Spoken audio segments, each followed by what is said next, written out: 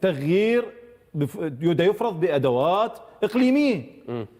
وهذا الخطر القادم اليوم اللي لازم تستعد الحكومه على وفق مؤشرات. يعني انا اقول لك، اعتقد خلال هذه مراقبتي للعمليات اللي قاعده تصير وتوغل الجيش الاسرائيلي لسوريا، انا اتوقع خلال عده ايام سنرى الجيش الاسرائيلي على الحدود الغربيه من العراق. اوف، كلام خطير. شلون سيد؟ الجيش الاسرائيلي يحاول على الحدود الغربيه من العراق. نعم هسه حشرح لك اياها.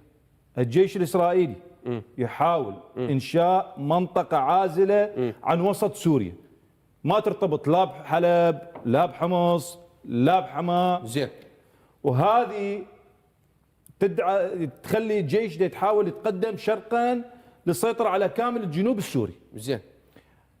ويوصل تقدمه المن يريد يوصل للتنف. زين. هذا احكي لك هاي معلومات وفق تقارير ومؤشرات استخباريه. زين.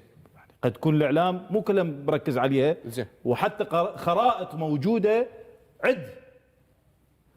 الجيش الاسرائيلي يريد يوصل للتنف. اسمعوا يا العراقيين. زين. يريد يوصل الجيش الاسرائيلي للتنف، ومنها يوصل يريد لابو كمال، منطقه ابو كمال. لوين يوصل؟ يريد يوصل مع حدود قوات قسد.